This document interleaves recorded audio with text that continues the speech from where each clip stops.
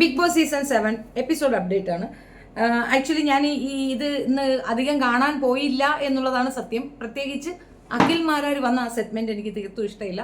അഖിൽ മാരാർ ഞാനും കൂടെ ചേരത്തില്ല കേട്ടോ. അതുകൊണ്ടാണ് ഒന്നാമത്തെ കാര്യം എന്തെന്ന് പറഞ്ഞു കഴിഞ്ഞാൽ രാജ്യദ്രോഹ കുറ്റത്തിനൊക്കെ പിടിക്കപ്പെട്ട ഒരു വ്യക്തിയുമായിട്ട് മുന്നോട്ട് പോകാൻ എനിക്ക് നല്ല ബുദ്ധിമുട്ടുണ്ട്. രണ്ടാമത്തെ കാര്യം, അയാൾ ഒരു സ്ത്രീ വിരുദ്ധനാണ്. ഇതുവരെ ഞാൻ അയാൾക്കെതിരെ കേസൊക്കെ കൊടുത്തിട്ടുണ്ടായിരുന്നു. കഴിഞ്ഞ തവണത്തെ ബിഗ് ബോസ് സീസൺ നടക്കുമ്പോൾ അയാൾ സ്ത്രീകളെ അവഹേളിച്ച ആ രീതി, മുണ്ടുപൊക്കി മാരാറ്, എനിക്ക് അയാളെ തീർത്തും ഇഷ്ടമില്ല. പക്ഷേ ഇതിനകത്ത് പറയാനുള്ള ഒരു പ്ലസ് പോയിന്റ് ഉണ്ട്. ആ പ്ലസ് പോയിന്റ് ഇതാണ്: ബിഗ് ബോസ് ഷോയിൽ പാർട്ടിസിപ്പേറ്റ് ചെയ്യുന്നതിലും ഭേദം ലുലു മാളിൻ്റെ ഫ്രണ്ടിൽ പോയി തുണി പൊക്കി നിന്നാൽ മതിയെന്ന് പറഞ്ഞ മാരാരെ കൊണ്ട് അയാളുടെ ലൈഫ് തന്നെ ടേൺ ആക്കുന്ന രീതിയിൽ ഒരു സംഗതി ഉണ്ടാക്കി കൊടുക്കുകയും അയാൾക്ക് ഈ ബിഗ് ബോസിനെ അംഗീകരിച്ച് ബിഗ് ബോസിനെ പുകഴ്ത്തേണ്ടി വരുന്ന ഒരു സിറ്റുവേഷനിലേക്ക് കൊണ്ടെത്തുകയും ചെയ്തത് ബിഗ് ബോസ് തന്നെയാണ്. അപ്പോൾ ആ ഒരു കാര്യത്തിൽ ഇന്ന് ബിഗ് ബോസ് വിജയിച്ചിട്ടുണ്ടെന്നാണ് ഞാൻ മനസ്സിലാക്കുന്നത്. ദ റെസ്റ്റ് എനിക്ക് അഖിൽ മാരാറിനെ തീർത്തും ഇഷ്ടമില്ല. അതുകൊണ്ട് തന്നെ ഞാനത് കാണാൻ പോയിട്ടില്ല. വാലായിട്ട് സെറീന വന്നതും ഒട്ടും ഇഷ്ടപ്പെട്ടില്ല. പേഴ്സണൽ ചോയ്സാണ് കേട്ടോ. അപ്പോൾ അതിൽ നിങ്ങൾക്ക് മനസ്സിലാകത്തില്ല. എനിക്ക് തീർത്തും ഇഷ്ടമില്ല. അഖിൽ മാരാർ എന്ന വ്യക്തിയോട് എനിക്ക് ഭയങ്കര ദേഷ്യമാണ്. നമുക്ക് പക്ഷമുണ്ട്, രാഷ്ട്രീയമുണ്ട്. പക്ഷേ ഇത് കക്ഷി രാഷ്ട്രീയത്തിനപ്പുറം അയാൾക്കൊരു നിലപാടില്ല, വ്യക്തിത്വമില്ല. അതാണ് എനിക്ക് പലപ്പോഴും തോന്നിയിട്ടുള്ളത്. പറയേണ്ട കാര്യങ്ങൾ കൃത്യമായി പറയുക, അനാവശ്യമായ ഒരു പെൺകുട്ടിയെ ഒരുപാട് രീതിയിൽ മിസ്യൂസ് ചെയ്യുകയും മിസ്ലീഡ് ചെയ്യുകയും അതുപോലെ വളരെ മോശപ്പെടുത്തുകയും ചെയ്ത ഒരു വ്യക്തി എന്ന നിലയിൽ എനിക്ക് ഭയങ്കര വെറുപ്പും പുച്ഛവും അറപ്പുമാണ് അഖിൽ മാരാരോടുള്ളത്. അപ്പോൾ വിഷയത്തിലേക്ക് വരാം. നമുക്ക് ബിഗ് ബോസ് സീസൺ 7 ഇന്നത്തെ എപ്പിസോഡിൻ്റെ റിവ്യൂ ആണ്. ആക്ച്വലി ഇന്നത്തെ എപ്പിസോഡിൻ്റെ ഒരു പ്രത്യേകത എന്തെന്ന് പറഞ്ഞു കഴിഞ്ഞാൽ ആദിലയും നൂറയും തമ്മിലുള്ള ഒരു ക്ലാഷാണ് അവരുദ്ദേശിക്കുന്നത്, ബിഗ് ബോസ് ഉദ്ദേശിക്കുന്നത്. നടക്കില്ലെന്ന് കണ്ടറിയണം. രണ്ടുപേരെ സെപ്പറേറ്റ് ചെയ്തു, സെപ്പറേറ്റ് ആവത്തില്ല. നൂറ എന്ത് ചെയ്യുന്നതിന് മുമ്പ് ആദിലോട് പെർമിഷൻ ചോദിക്കും. അപ്പം നൂറയെ സെപ്പറേറ്റ് ചെയ്യാൻ ബിഗ് ബോസിന് ഇതുവരെയും സാധിച്ചിട്ടില്ല എന്ന് ചുരുക്കം. അപ്പോൾ അതിന് വേണ്ടിയിട്ടുള്ളൊരു ട്രയൽ ആയിട്ടാണ് തോന്നുന്നത്. പക്ഷേ ടാസ്ക് എന്താണെന്ന് കൃത്യമായി മനസ്സിലാക്കാതെയാണ് നൂറ അതിനകത്തേക്ക് ചാടി പുറപ്പെട്ടിരിക്കുന്നത്. നൂറയെ എടുത്ത് കാര്യം പറയുമ്പം ആദിലെ ഈഗോ കൊണ്ട് മാറി നിൽക്കുകയാണ്. ആദിലെ പോയി അത് കൃത്യമായി പറഞ്ഞു കൊടുക്കുകയെങ്കിലും ചെയ്യണമായിരുന്നു. എനിവേ, നൂറയ്ക്ക് കാര്യം പിടിയിട്ടിട്ടില്ല. മുമ്പൊരു ടാസ്കിൽ നൂറയ്ക്ക് ഒരു കാര്യം കിട്ടിയിട്ടുണ്ട്. അതായത് ഒരു പ്രിവിലേജ്. അവർക്ക് ആരെ വേണമെങ്കിലും നോമിനേറ്റ് ചെയ്യാം എവിക്ഷനിലേക്ക്, ഡയറക്റ്റ് നോമിനേഷൻ. ഇത്തവണ അവർ ആര്യനെയാണ് നോമിനേറ്റ് ചെയ്തിരിക്കുന്നത്. അപ്പം ഇനി നോമിനേറ്റ് ചെയ്യാം. ഇപ്പോൾ അവർക്കൊരു ചെരുപ്പ് കുത്തിയുടെ ഒരു ഇതാണ് കൊടുത്തിരിക്കുന്നത്. അതൊരു ഫാക്ടറി പോലെ അവർ നടത്തുന്നത്. എന്തൊരു ന്യൂദിലിയ അങ്ങനെ എന്തെന്നാണ് പറയുന്നത്. അതില നൂറയുടെ ആ ന്യൂദില.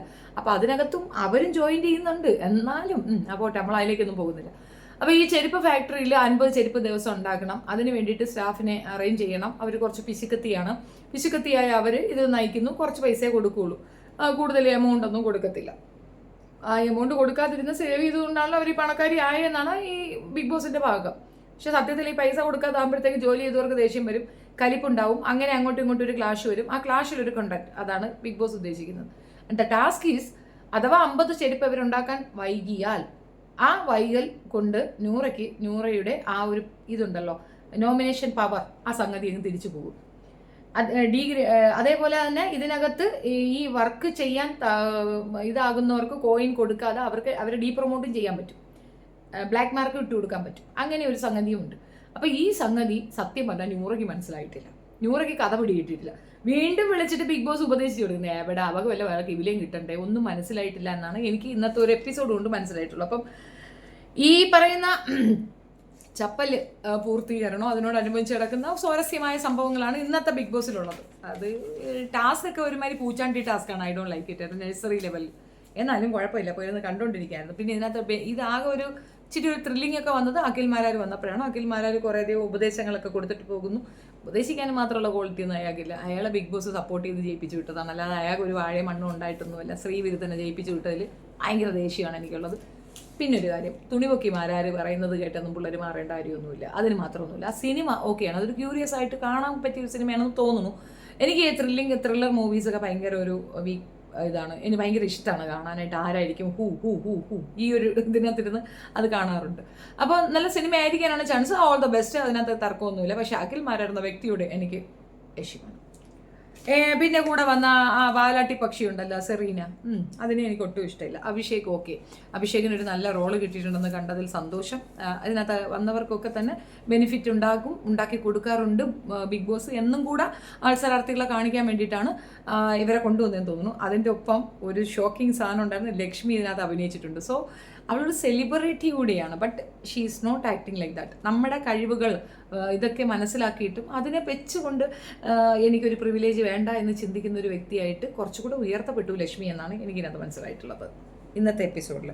പിന്നെ ഇവരുടെ ഈ ടാസ്കിനകത്ത് ടാസ്കൊക്കെ കുഴപ്പമില്ല കേട്ടോ. ടാസ്കിൽ അസിസ്റ്റൻ്റായിട്ട് ജിഷിനെ ഏർപ്പാടാക്കുന്നു, അക്ബറിനെ ഇവരുടെ ലേബറിൻ്റെ പിന്നെ മെയിൻ കൊണാണ്ടറാക്കുന്നു. ഇവർ തമ്മിലൊരു ക്ലാഷ് വരുന്നു. പിന്നെ അതിൻ്റെ അടുത്ത് ഈ റണ ഫാത്തിമ കുറച്ച് ഇറിറ്റേറ്റ് ചെയ്യണു. ആകെ മൊത്തം സംഗതി അവരെല്ലാവരോടും കൊഴിപ്പിച്ചു എന്നുള്ളതാണ്.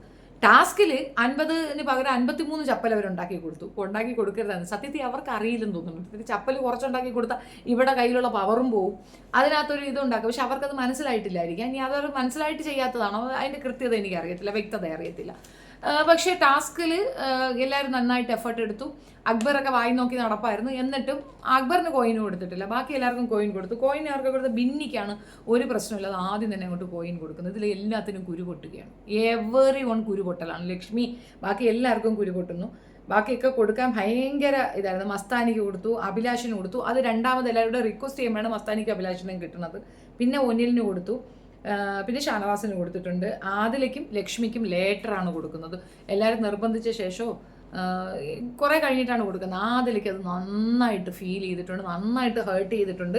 ആദില നന്നായി ഈഗോയിഷ് ആകുന്ന ഒരു സീനാണ് നമ്മൾ കാണുന്നത്. മിക്കവർ രണ്ടും കൂടെ ഈ ഒരു വിഷയത്തിൽ നന്നായിട്ട് അടിച്ച് പൂക്കുറ്റിയാവാൻ ചാൻസ് ഉണ്ട് എന്നാണ് എനിക്ക് തോന്നിയിട്ടുള്ളത്. വല്ല നടക്കാത്ത ദേഷ്യമാണ്. പിന്നെ ഈ പ്ലേ ചെയ്യാത്തത് കൊണ്ടല്ല, ഈ ടാസ്ക് നന്നായിട്ട് ചെയ്യാത്തത് കൊണ്ടോ ചെയ്തത് കൊണ്ടോ അല്ല, ഇതിൽ കുറച്ച് പേർക്ക് കോയിൻ കൊടുക്കാതിരിക്കുമ്പോൾ അവർ വയലൻ്റ് ആകുന്നുണ്ട്. അത് സ്വാഭാവികമാണ്. പിന്നീട് അതിനുശേഷം ആർക്കൊക്കെ വീണ്ടും അവൾ കോയിൻ കൊടുക്കാൻ പോകുന്നു. അവസാനം കോയിൻ കൊടുക്കാൻ താല്പര്യമുണ്ടെങ്കിൽ കൊടുക്ക്, ഇല്ലെങ്കിൽ തിരിച്ചു വെക്കുമെന്ന് പറയുന്നുണ്ട്. അതൊരു സൂചനയാണ്. നീ കൊടുക്കുന്നെങ്കിൽ കൊടുക്കുക, അവർ എഫർട്ട് എടുത്തതല്ലേ എന്ന് ബിഗ് ബോസ് പറഞ്ഞിട്ട് പോലും ഈ നൂറ കൊച്ചിന് അത് മനസ്സിലാകുന്നില്ല. അവൾ തിരിച്ചങ്ങ് കൊടുക്കുന്നു, ഇനി കൊടുക്കുന്നില്ല എന്ന് പറയുന്നത്. അതിൽ എല്ലാവർക്കും നല്ല കിരീരിപ്പുണ്ട്. അതിൽ മെയിനായിട്ട് കിരീരത്ത് കൂടുതൽ വരുന്നത് അക്ബറാണ്. ഈ അക്ബർ ജിഷീൻ ശരിക്ക് നല്ലപോലെ പ്ലേ ചെയ്തു, പക്ഷെ ജിഷീന് കോയിൻ കൊടുത്തില്ല. അത് തെറ്റായ നടപടിയായിരുന്നു.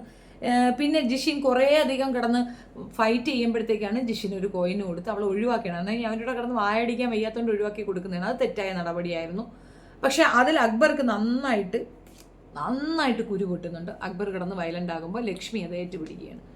ലക്ഷ്മി അത് ഏറ്റുപിടിച്ചതിൽ ലക്ഷ്മി ഒരു സ്റ്റേറ്റ്മെൻറ്റ് നടത്തുന്നുണ്ട്. ആ സ്റ്റേറ്റ്മെൻറ്റ് ഭയങ്കര വൈറലായി പോകുന്നുണ്ട്. അതിനെപ്പറ്റി നമുക്ക് മറ്റൊരു വീഡിയോയിൽ ഞാൻ അതിൻ്റെ അഭിപ്രായം പറയുന്നതായിരിക്കും. ഇതിനകത്ത് ഞാൻ അത് സൂചിപ്പിക്കുന്നില്ല. പക്ഷേ somewhere I have my own opinion, different ഒപ്പീനിയനാണ്. അത് നമുക്കൊരു മറ്റൊരു വീഡിയോയിൽ ചെയ്യാം.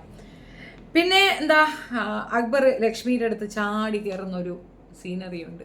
ആ സീനറിയിൽ അക്ബറിനോട് ലക്ഷ്മി പറയുന്നൊരു കാര്യമുണ്ട്. നിനക്ക് ഇവിടെ കുറേ പെണ്ണുങ്ങൾ സപ്പോർട്ട് ചെയ്യുമായിരിക്കും. നിന്നെ ഭയന്ന് സപ്പോർട്ട് ചെയ്യപ്പെടുന്ന പെൺകുട്ടികൾക്ക് അവർക്ക് സൊസൈറ്റിയിലൊരു അക്സെപ്റ്റൻസ് ഇല്ല. അതുമാത്രമല്ല അവരൊരു കുടുംബത്തിലൊന്നും കയറാത്ത പെൺകുട്ടികളാണ്. ഞാൻ അങ്ങനെയല്ല, ജോലി ചെയ്ത് ജീവിക്കുന്നവരാണെങ്കിലും കുഴപ്പമില്ല, ഞാൻ അങ്ങനെയാണ് എന്നുള്ള ഒരു ഫോമിൽ പറയുന്നുണ്ട്. ഒരു റോങ് സ്റ്റേറ്റ്മെൻ്റ് ആണ്, വളരെ റോങ് ആയിട്ടുള്ളൊരു സ്റ്റേറ്റ്മെൻ്റ് ആണ്. ഞാൻ പറഞ്ഞില്ല, അതിന് മറ്റൊരു വീഡിയോ ഞാൻ ചെയ്യുന്നതായിരിക്കും. അപ്പോൾ ഇത് പറയാനുണ്ടായ കാരണം അക്ബർ എന്ന വ്യക്തി അവളോട് നിന്നെ പണിയെടുക്കാൻ വിട്ടില്ല, സമ്മതിച്ചില്ല എന്ന് പറഞ്ഞ് ലക്ഷ്മി പറയുമ്പോൾ ഞാൻ എന്താ നിന്റെ മടി കയറിയിരുന്നോ എന്ന് ചോദിച്ചു. അപ്പോൾ വാക്കുകൾ സൂക്ഷിച്ചുപയോഗിക്കണം എന്ന് ലക്ഷ്മി ശക്തമായ ഭാഷയിൽ പറയുകയാണ്. അത് അനിവാര്യമായ ഒരു ശക്തിയാണ്.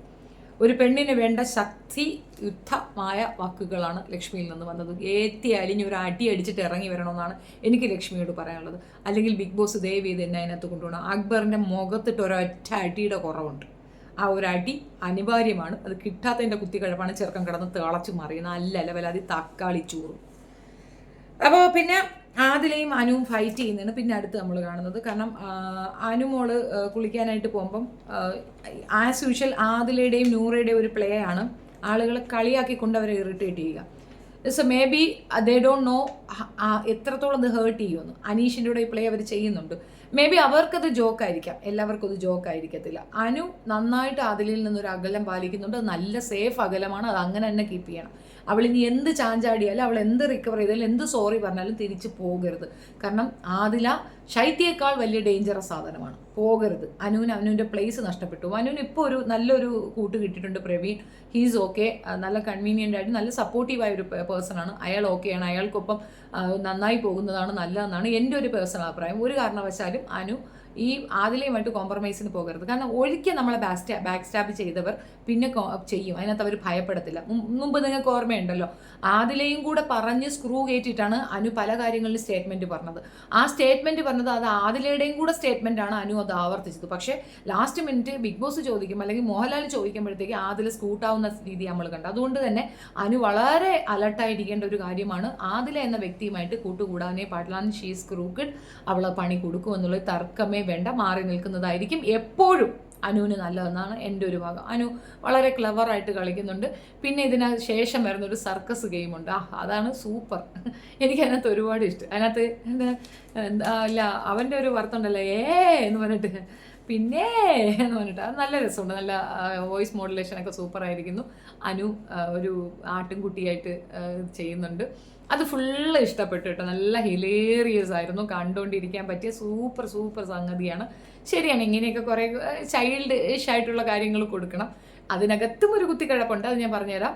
സിംഹണിയായിട്ട് ഒരു കിരീടമൊക്കെ വെച്ചുകൊണ്ട് വന്നിരിക്കുകയാണ് ജിഷേലിന് ആട്ടുംകുട്ടിയെ തിന്നണമെന്ന് ആഗ്രഹം. ഇടി അവിടെ ഒരു കഴുത നിപ്പുണ്ട്, ഒരു പട്ടി നിപ്പുണ്ട്, നീ അതിനെ പിടിച്ച് തിന്ന്. അതിൽ ആപ്റ്റായ വേഷം കിട്ടിയ ഒരേ ഒരു വ്യക്തി ആര്യനാണ്. പട്ടി നന്ദിയുള്ള മൃഗമാണ്, ഇവനതൊന്നും ഇല്ല, എന്നാലും ഇവനൊരു വേട്ടപ്പട്ടിയാണ്. ഇപ്പം അക്ബർ പറഞ്ഞ പേര് കറക്റ്റായി, അവൻ്റെ പേരതാണ് വേട്ടപ്പട്ടി. അവനെ വേട്ടപ്പട്ടിയായിട്ടിരിക്കുന്ന അക്ബറല്ല, രേണു സുധിയല്ലേ അത് പറഞ്ഞത്. അപ്പോൾ ഏകദേശം അത് ക്ലിക്കായി എന്നുള്ളതാണ്. വേട്ടപ്പട്ടി തന്നെയാണ്. പട്ടിക്കുട്ടി അവിടെ കിടന്ന് തകർക്കുന്നുണ്ടായിരുന്നു. ഞാൻ രണ ഫാത്തിമയ്ക്ക് കൊടുത്ത ആനക്കുട്ടിയാണ് ഓവറാക്കി, സത്യമായിട്ട് ഓവറാക്കി ചളാക്കി. പക്ഷെ എന്നാലും കുഴപ്പമില്ല കേട്ടോ, കണ്ടുകൊണ്ടിരിക്കാൻ കൊള്ളാം. അനീഷിൻ്റെ ആ ആങ്കറിങ് കിഡിലോസ്കി നല്ല ഊർജ്ജസ്വലതയോടുകൂടി അത് ആങ്കർ ചെയ്തിട്ടുണ്ട്. നല്ല ടൈം പാസ്, നല്ല രസമുണ്ടായിരുന്നു. എനിക്കത് ഒരുപാട് ഇഷ്ടപ്പെട്ടു. എസ്പെഷ്യലി അനുമോളുടെ ആ ഒരു റീല് വെച്ചുള്ള ഒരു കറക്കം ചിരിച്ച് മരിക്കാനുണ്ട്.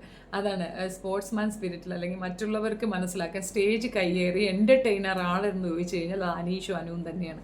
രണ്ടുപേർക്ക് നന്നായിട്ട് എൻ്റർടൈൻ ചെയ്യാനറിയാൻ സൂപ്പറായിട്ടിരിക്കുന്നു. അതായത് ഇപ്പോൾ നമ്മൾ ഏൽപ്പിച്ചൊരു ജോലി അതിൻ്റെ പെർഫെക്ഷനിൽ ചെയ്ത് തീർക്കാൻ സാധിക്കുന്ന ഒരു ആർട്ടിസ്റ്റാണ് അനുമോളെന്ന് തെളിയിക്കുകയാണ് ചെയ്തത് ആ ഒരു വിഷയത്തിൽ. കഴുത സ്വാരം ചുമക്കുന്നത് കുഴപ്പമില്ല, ഓക്കെ, 50-50 അങ്ങനെ എല്ലാവർക്കും ഉണ്ട് അവിടെ ഒരു. അതായത് കുറച്ച് പേരെ മാത്രം മറ്റേ ടാസ്കിൽ ഇടുമ്പോൾ ബാക്കിയുള്ളവർക്ക് ഈ ടാസ്ക് കൊടുക്കുകയാണ് ചെയ്തത്. ഇത്രയധികം ടാസ്ക് ഇതൊക്കെ ഉണ്ടായി. ഇത്തവണത്തത് ഫുൾ സൂപ്പർ വെറൈറ്റി ടാസ്കുകളാണ് കൊണ്ടുവന്നിരിക്കുന്ന ബിഗ് ബോസ്. അപ്രീഷിയേറ്റ്. ആദ്യമായിട്ടാണ് കേട്ടോ ഞാൻ ഈ ഒരു ഷോയെ അപ്രീഷിയേറ്റ് ചെയ്യുന്നത്, സീരിയസ്ലി. പക്ഷെ നല്ല രസമുണ്ടായിരുന്നു. ഇന്നത്തത് കിഡിലോസ്കി ഒന്നും പറയാനില്ല. അതായത് ടാസ്ക് വേസ് ഒക്കെ കുറച്ചുകൂടെ കൊള്ളാം. പിന്നെ അവരത് പെർഫോം ചെയ്തോ, അവരത് കാര്യക്ഷമതയോടെ ഉപയോഗിച്ചോ എന്നുള്ളതൊക്കെ അവരുടെ കാര്യം. പക്ഷെ കൊള്ളാം കേട്ടോ, ഒരു വെറൈറ്റി പീസ് ആണ് കൊണ്ടുവന്നിട്ടുള്ളത്. നൂദില എന്ന് പറയുന്ന ഒരു ഫോം അതൊക്കെ കൊണ്ടുവരുന്നത് കുറച്ച് കൊള്ളാം. പിന്നെ ഈ രണ്ടുപേരെ കുറച്ച് ഹൈലൈറ്റ് ചെയ്ത് കാണിക്കുന്നത് എന്തിനാണെന്നൊക്കെ ഞങ്ങൾക്ക് മനസ്സിലാവേ. കോമൺ സെൻസ് ഞങ്ങൾക്കും ഉണ്ട്. അതിനുള്ള പരിപാടി ഞങ്ങളും തരുന്നുണ്ട്. അപ്പോൾ അതിൻ്റെ മറുപടിയൊക്കെ നമുക്ക് വീഡിയോയിൽ കാണാം. അത് തന്നെ. പിന്നെ കുളിയോടനുബന്ധിച്ചിട്ടുള്ള കുറേ കാര്യങ്ങൾക്കും പറയുന്നുണ്ട്. അതിൽ അപ്പോഴും പറയുന്നത്, നീ എത്ര വട്ടം പല്ല് തേക്കും, നീ പല്ല് തേച്ചോ ഇല്ലയോ, insult in the peak section. അതൊക്കെ ഓവർകം ചെയ്യുന്നുണ്ട് അനുമോള്. നന്നായിരിക്കട്ടെ, അങ്ങനെയൊക്കെ ചെയ്ത് മുന്നേറട്ടെ. ഇങ്ങനെ കുറേയധികം എന്താ പറയണേ കാപുറക്കികൾ നമുക്കിടയിൽ ഉണ്ടാകും. അവരെയൊക്കെ അതിജീവിച്ച് മുൻപോട്ട് പോയാൽ മാത്രമേ സക്സസ് നമുക്കിപ്പോൾ ഉണ്ടാവുകയുള്ളൂ. സോ ഇതാണ് ഇന്നത്തെ എപ്പിസോഡിൻ്റെ ഒരു റിവ്യൂ. ഇതിനകത്ത് കുറച്ചധികം കാര്യങ്ങൾ ഞാൻ ഉൾപ്പെടുത്തിയിട്ടില്ല, അത് ഞാൻ മനഃപൂർവ്വം ഇഗ്നോർ ചെയ്യുന്നതാണ്. ആൻഡ് സംവെയർ അവിടെ വേറൊരു സംസാരം നടക്കുന്നുണ്ട്. ആ അനുമോളും പ്രവീണുമായിട്ട് എന്തോ ഒരു അഫെയർ ഉണ്ടെന്ന് എനിക്കങ്ങനെ തോന്നുന്നില്ല. But it is okay, manageable. അറിയത്തില്ല, എനിക്കങ്ങനെ ഫീൽ ചെയ്തിട്ടില്ല. നിങ്ങൾക്ക് അങ്ങനെ ഫീൽ ചെയ്തിട്ടുണ്ടെങ്കിൽ കമൻറ്റിൽ പറയണേ. വീഡിയോ ഇഷ്ടപ്പെടുകയാണെങ്കിൽ like, share and subscribe my channel. നിങ്ങൾ കാണുന്നില്ലെങ്കിൽ ഞാനിത് നിർത്തും, അത്രയേ ഉള്ളൂ. നിങ്ങൾ കാണുകയാണെങ്കിൽ ഷെയർ ചെയ്ത് കൊടുക്കണം. കമൻറ്റിൽ നിങ്ങളുടെ അഭിപ്രായം രേഖപ്പെടുത്തുകയും വേണം. Comments is so important. അത് നമുക്കറിയണമല്ലോ എന്താ നിങ്ങൾക്ക് പറയാനുള്ളത്. Thank you so much.